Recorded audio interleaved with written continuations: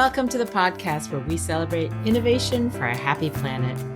In the last week's episode, we considered whether or not the seaweed startup Akua should have been structured differently and ultimately not tried to be a for-profit business. So this week, we're going to speak to a different corporate structure, the social enterprise. Social enterprises operate at the cross-section of a for-profit business and a non-profit entity. They make money, but they reinvest it into their social mission rather than paying out shareholders. According to our guest today, this can bring with it many advantages. Wietse van der Werf comes to us from Sea Rangers, a Dutch social enterprise that is training a whole new generation of ocean talent, all while helping the planet. Let's hear it from Wietse. Welcome to the podcast, Wietse. Thank you very much for having me. I'm delighted. You're based in the Netherlands, and you have a nonprofit called Sea Rangers, and I'd love to hear more about it. Yeah, the Sea Ranger service, we are a nonprofit, but actually we are a social enterprise. We are a nonprofit company, and I'm sure we can talk a bit about how that is a bit different from a traditional company or a traditional nonprofit. But very simply put, we work in some of the most deprived coastal communities where we provide direct training and employment for young people as Sea Rangers. And these Sea Rangers then form a workforce which are contracted by government agencies really to accelerate large-scale coastal restoration and ocean management. So it's really about, on the one hand, a social impact, but also an environmental one. So I love that. But what is a Sea Ranger? So a Sea Ranger is essentially like a park ranger, but at sea. So with the growth in marine protected areas and special zones at sea and all kind of ambitions, also from different governments, to better research and restore the ocean, Sea Rangers are actually out there doing that work. Yeah. So you bring people in, you train them, and you put them to work. Are you managing the projects that you're working on, or are these contracts from other outside contractors? How does that work? So initially, every year we run special bootcamp trainings, and they are run by veterans from the Navy. And we also work together with the Royal Navy in the UK and the Royal Netherlands Navy in the Netherlands. And these veterans essentially train our young people as seafarers. And then once they go through that bootcamp and they're selected as a Sea Ranger, we give them a full-time living wage. They're with us for 6 or 8 months or a full year, direct employment. And we then manage the contracts. So government agencies directly contract us as a social enterprise to do that work. The Netherlands has a pretty long and well-established tradition in the marine economy. Is this something that young people still aspire to? Yeah, or are you trying to bring that tradition back? Yeah, it's really about reviving that maritime heritage, you could say. A younger generation has really lost interest in partly the notion that they have to go and work out at sea for a few weeks at a time. But more than that, the maritime industry, I think, typically is just not seen as a very kind of innovative or progressive industry, especially for a younger generation that looks at climate change and looks at biodiversity loss. And I guess typically points at this industry as one of the more polluting ones. And what most people don't appreciate perhaps is also that a lot of the climate solutions are also being developed and are scalable through this same industry. Yeah, that's where we make a link. We're going to take a quick break to hear from our sponsors. I'd like to thank Gulf of Maine Research Institute and Bold Ocean Ventures for their support of Happy Planet Podcast. GMRI and Bold Ocean Ventures have partnered to create a mission-driven venture capital fund supporting the growth of innovative, sustainable, ocean-related businesses. Listeners may remember Patrick Breeding, who was on our show last year to talk about marine skincare and its clinically proven formula that uses glycoproteins from Maine lobsters to treat eczema and dry, damaged skin. This company has since become wildly successful with this lobster lotion, and Patrick is inviting listeners to a 20% discount on their products by using the coupon code HAPPYPLANET on their website, marinskincare.com. I use this product myself, and I highly recommend it. Welcome back to Happy Planet. Did the events in Iceland strike a chord in Holland. Iceland was primarily a maritime economy. Then they became this big banking economy. Then there was this massive crash and just completely wiped out the economy. And then I think people built it back in a different way with more sensitivity, certainly to the maritime industries. Was that maybe a cautionary tale? Yeah, to some extent, there are really strong parallels. And it's really, we see a sort of diminishing of many of the coastal economies in different places around Europe. In fact, globally speaking, almost all country that borders the sea, the highest rates of youth unemployment are in the coastal zones. And it's really because you see port cities and coastal communities where fisheries or maybe port activities were thriving. And with automation and also with cheaper seafood coming mostly from Asia and Africa especially, that's where we just see from those continents the import of cheaper seafood just means that it really decimates these fishing fleets in other parts of the world. And that essentially then means that the primary source of income or for job opportunities in these communities just disappears. And it's really, you could almost say from father to son within a generation. How do you then revive these areas socially, economically? How do you provide new routes of employment, new opportunities for training, for careers? And I guess what we're arguing is that, yes, there's a lot of talk around policies for nature recovery, biodiversity, restoration, all types of climate mitigation work, coastal erosion, lots of different projects on paper. But then who is going to carry out that actual work at scale? And then government gets in a bit of a bind when they try. It? Yeah, but also the government gets into a bind when they have to then contract the bigger commercial firms because it's just incredibly costly. And suddenly, when we then put forward a proposal and say, actually, we can train people vocationally to do this work in these deprived areas, create employment, employ veterans to train them, becomes a very powerful proposition.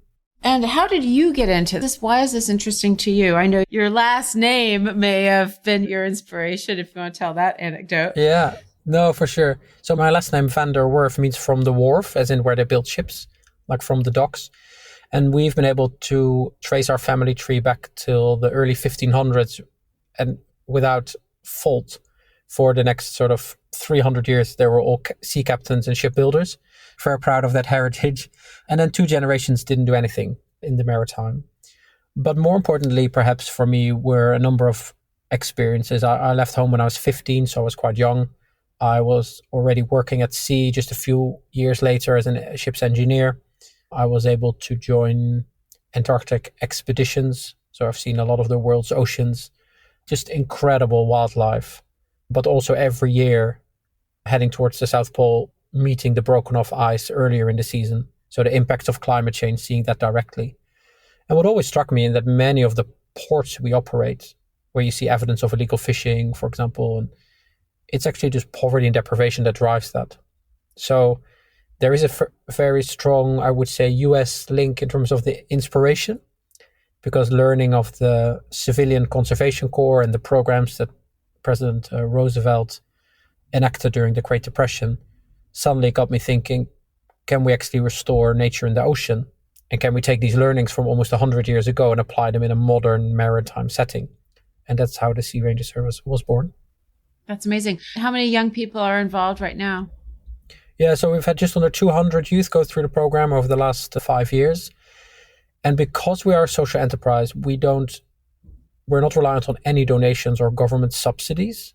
And it's, I think, very important to emphasize, because that does mean that as a social enterprise, we want to operate as a financially viable business, even though our business is fully owned by a nonprofit. So any profit we make only flows back into our mission. But we do feel that it's very important to do contracted work, to drive revenue, which we can also leverage with social impact investment as a way of scaling this going forward. So in the first few years, we had very few Sea Rangers, also because we have to pay them a full-time living wage, because we find that really important.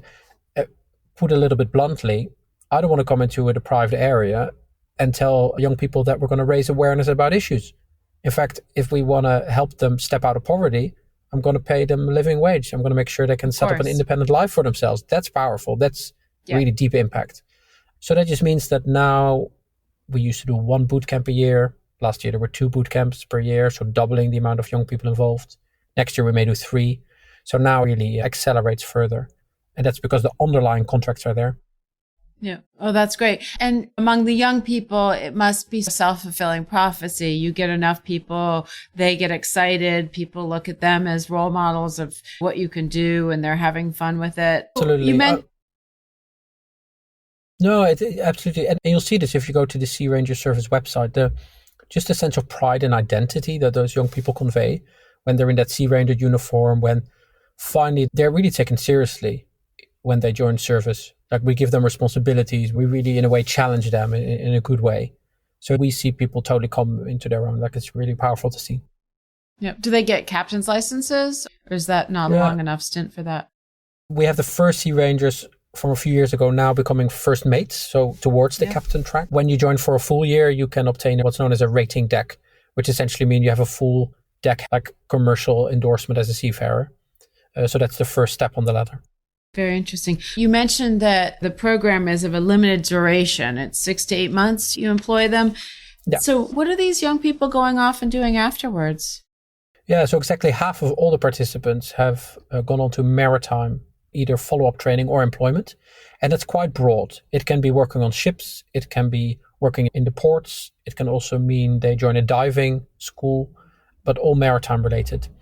And the other half go and do other things, which is of course totally fine. If this is an intervention that gets you a new perspective of opportunities and you decide to do something else, we're very happy with that. But of course, we're keen to get that 50% to maybe closer to 70% of those going into the maritime sector. But that's already very high, that conversion, for young people that have never, ever had experience of the maritime to go into it and commit. Yeah. But you win either way, because this has got to be a great resume builder. So even if these people go into banking or something else afterwards, what you've given them is a great stepping stone. Yeah, and how do we deliver like responsible citizens that are engaged with their local or regional environment, that are assertive, that have good skills to work as part of teams, to do something positive for the world, for the future, without it having to necessarily be about activism, because these are young professionals. So these are also the kind of young people, partly because of their socioeconomic background, where they don't necessarily feel they are suited to live an activist life, but they're still willing to make a difference. So these are also young people that, because they maybe speak about the issues with a bit more nuance, that actually is incredibly powerful. And I would even go one step further. Because we work in deprived communities, we give young unemployed people some structure and discipline. We employ the veterans. We prepare them for industry.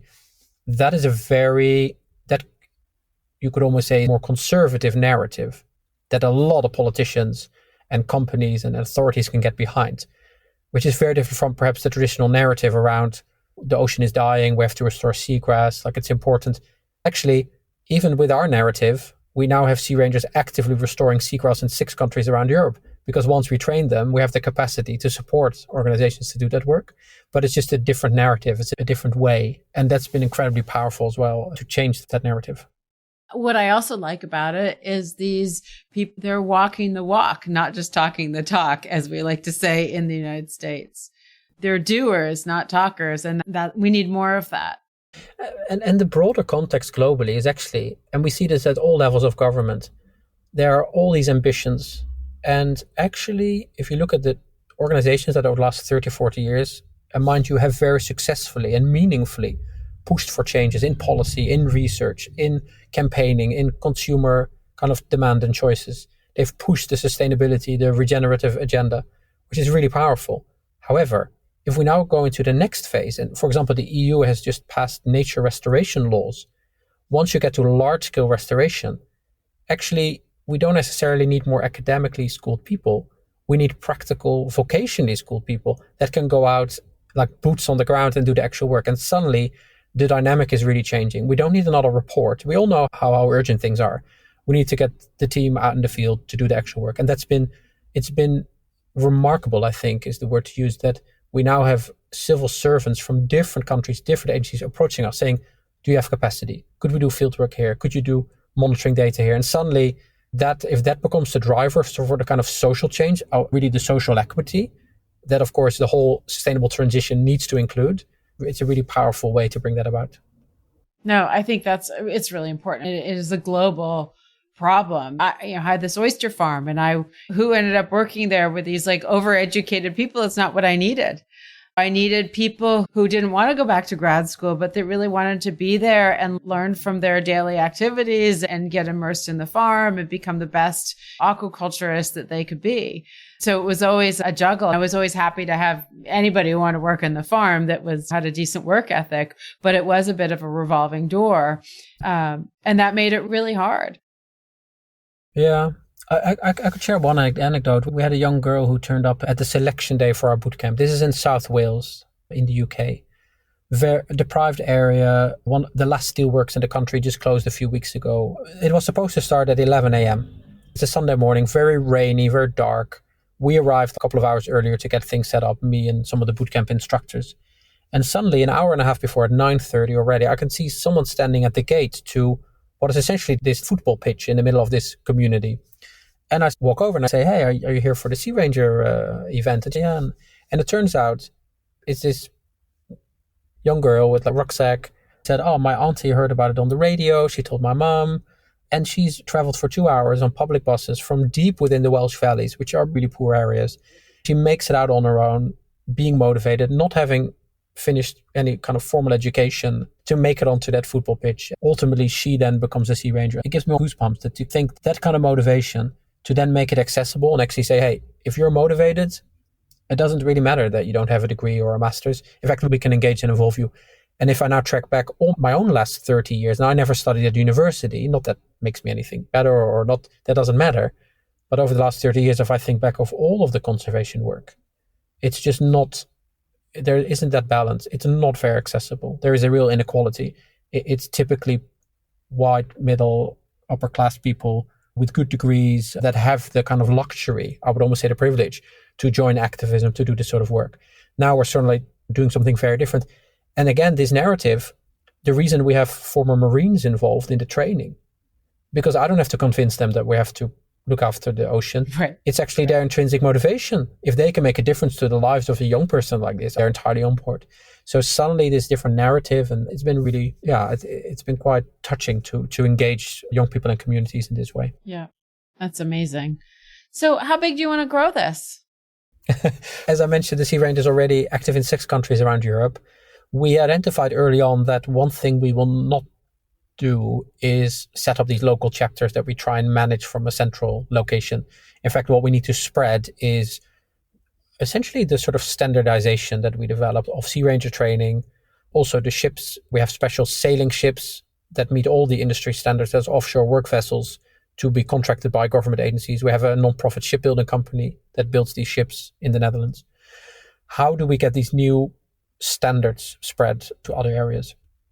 So we had pro bono support from the social entrepreneurship network Ashoka, and also PwC, the consultancy firm, and IKEA, interestingly, the furniture maker. Nice. Because they have had experience of franchising. And how can we potentially turn this into a social franchise model? That's what I was going to suggest. So we're now actually engaged with various entrepreneurs in different countries who we are essentially assisting to establish their own Sea Ranger service, with the ships and the training and the way we work with governments then very much standardized to really also bring a certain professionalism to this work as well, which I think it also really needs. We like that. Taking it seriously, so it's not just another big idea. So tell me a bit about some of the missions you're on. You've basically 2 categories of projects you work on, surveying and ocean conservation, which are obviously related. What are some of the where are you finding the most impact? What do you feel the most positive about? Yeah, so it's twofold. On the one hand, to get access to the ocean, it's just reality that we need ships, and they are very capital intensive. They're very costly. So we've managed with the deployment of these new sailing vessels, we now see that they start to have an impact because we are deploying them where traditionally motor ships would be used. For example, we do hydrographic surveying, we do different types of monitoring out at sea. We just finished a contract this year with the Crown Estate, part of the UK government's commitment to involve social impact in some of the surveys for offshore wind development. We do different kind of ground truthing, so where satellite data collects ocean information, We then do the validation samples at sea. So suddenly these kind of contracts also allow us at the same time to cover the cost of the ship and then go out for conservation missions where we don't necessarily have such big budgets. So this is really, again, because we're a non-profit. Yes, we are a company, but we're non-profit in the sense that we don't have to maximize our profits. So once we have covered the ship's cost of the year, we can do lots of other projects almost for very little funds. And secondly, then it's the restoration piece. So it's, of course, very impactful when a young person cares about that environment and the nature and climate change, and they're part of actually planting seagrass meadows. And within 3-4 months, they see those plants flourish and they see it grow. And that's the impact doesn't get more tangible than that. Right. And the ecosystem that follows, right? Absolutely. And then the ongoing monitoring of seeing how these seagrass meadows are doing, what species do we see coming back? It's just very hands-on. And some people like the seagoing kind of missions more, and others love the field work. We're even now considering having some sea rangers specialized on the data side. So actually in the future, while we've had a profile of sea ranger that's trained as a seafarer and a separate profile where they're trained for nature restoration and field work, could maybe a third profile be entirely focused on data collection, data analysis. And maybe that even means that some people that have limitations, that maybe are housebound, that have other lesser, that they just don't have the ability to go out on physical field work, where we can potentially still employ them and make them be a sea ranger. It would be really, could be a really impactful way of having a new group of youth engaged. So these are all the different options we're looking at. Yeah. So just getting back to this sort of private company versus nonprofit, you seem to be in this sort of hybrid area. And why did you not start this as just a regular company? Because it does feel like you have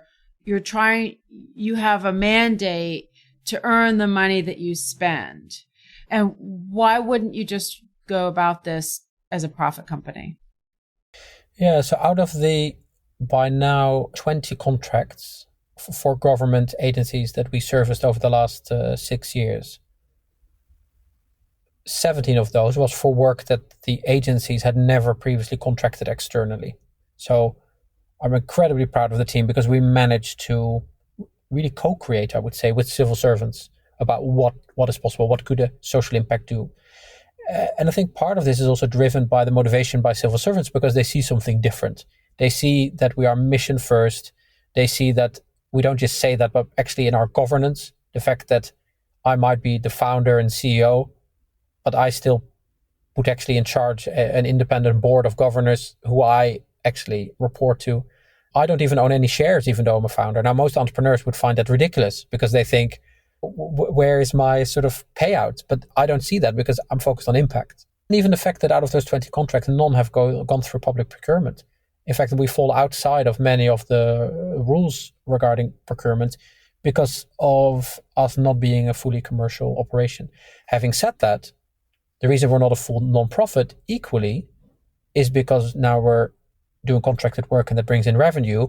We've just built a ship and it's a low interest banking finance that ultimately finances that shipbuilding. So suddenly we can have this kind of capital investment for infrastructure that a non-profit couldn't really realize. So that makes it, and ultimately we want to scale the impact. So it's really, you're totally right. It's hybrid. It sits between that niche between, we're not quite a company, we're not quite a non-profit, but we're not fully not a government agency either because we work as an extension of their work. So very much fits, right in the middle. Yeah. So you're building these sailboats, which is pretty amazing. We've been hearing a lot about it in the blue economy, about sails coming back. I had a company early on in the podcast called Aloft that builds modular sails to put on ships just to help actually mitigate the use of fuel. Are these 100% sailing vessels? Yeah, so they do have an engine in them. So when we do need to use the engine, we do. But most of the work is done on the sail. And it's also fair to say we are keen to move away from kind of fossil fuel engines. So increasingly we're looking at different options there in terms of what are the alternatives to go towards hydrogen, to go towards electric. And because we own our own shipbuilding company, we have the flexibility to do that in future. So that is something that, and in the beginning, people thought we were really crazy. They said, if you set up a new company, have core focus, choose one thing. You think you're going to build ships and train sea rangers and employ veterans and work with governments. So I got quite a few sort of pedantic sort of taps on the back. Good luck. People just thought we were very naive. But it's really like a puzzle how all this fits together. And I'm incredibly grateful that we've pushed through as a team and really stuck to our guns, that just the idea that these really complex problems in the world somehow have these really simple solutions. I don't really buy into that. At some point, you need a holistic approach. And at least this way, whether it's shipbuilders or people from the military, maritime industry, youth organizations, mayors from port cities, environmental groups, it really builds essentially a broad coalition to make change. And I think that is also something, I'm not very interested in just working in silos or having people around me that think the same way. I'd much more think about, okay, we want to restore seagrass. Who can best train these people for safety in the field? Those are veterans. Let's build a collaboration with the military. Quite controversial, at least in the European environmental movement, because there's very strong links with the anti-nuclear movement back in the 70s and 80s. But yeah, this is just very pragmatic. In fact, the Navy even makes training establishments available to us to train our young people. I just see that as repurposing some of the military resources for protecting nature and restoring nature. So it's just a different way of looking at it. Yeah. It's funny. I had a business mentor early on who told me that businesses today have to move like crabs rather than rockets. And I think she was getting at what you're saying. You have to create an ecosystem to fix an ecosystem. And I think that the complexity of the task merits the complexity of the project. These things are multifaceted. And I think even for-profit companies, if you can poke out in a couple different directions, you create a much stronger foundation. And it's counter to traditional business advice, which is focus, focus, focus. But it's also, I spent some time in Silicon Valley where everyone is keen to make impact, apparently, with their startup. But it's also just a given that people get venture capital in there, that there is an exit in 5 years. So then, of course, it's a very different perspective, which is fine. Of course, that's something that entrepreneurs can do. But of course, when you're looking at the impact, because a nonprofit owns our company, we can't even sell the company, even if we wanted to. We've locked it in legally entirely, that basically it's not even possible to have an exit as such, which I think then gives the confidence also to the different partners, the different industry collaborators, the government, that this is really for the public good. So any kind of investment they put in, any contracted work, ultimately will benefit society. Yeah. It certainly seems like everybody's running to collaborate with you. And that's huge. It's not been like that for the first years. It's only over the last sort of year and a half that we've really seen a huge upsurge in the work. But it's exciting. And it's also, I think, young people today, with the growth of climate anxiety and such, it's really about giving young people the perspective that they can act, that it's not just... And also, I don't want to have the voices of young people heard. In fact, we've had that for 20, 30 years. I want to enable young people. I want to give them the tools, the jobs, the career paths, the direct skills that they can make a difference on the ground. And we're just seeing that scaling now. It's really exciting. That's super meaningful. So what advice would you have to other entrepreneurs who want to make an impact in the climate space? Yeah, I would say that what I see is that there's a huge focus on technology. It's almost like everything has a sort of tech fix. Everyone is focused on all these innovative technologies. And I think there's a real scope for the kind of social impact in the climate space. How do you engage communities? But also, how do you ultimately, with a lot of the climate mitigation or climate solutions that need to happen, how do you actually train the people? We see a huge green skills gap, at least in Europe, of like hundreds of thousands of people that aren't really being trained for what is coming down the pipeline. So I would say focusing on providing training opportunities, new career and job opportunities for young people. I just think, to me, that represents a lot more of a tangible and maybe more honest impact you can offer a young generation. You're really offering them something, not just perspective. You're paying them, you're getting them onto your career path.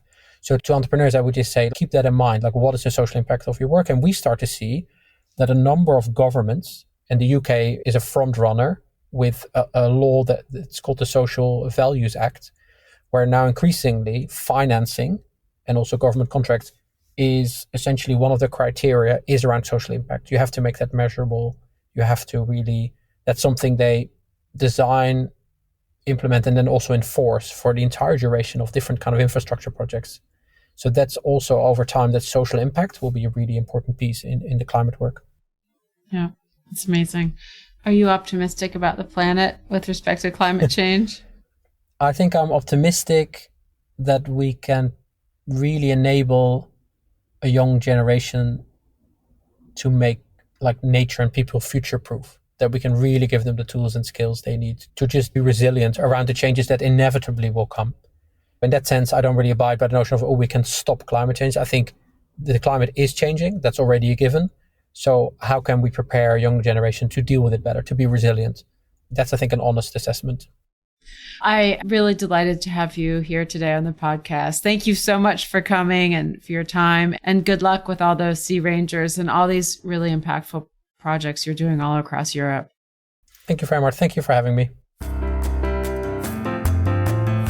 Thank you once again for listening. Please follow Happy Planet wherever you tune in and leave us a rating and review.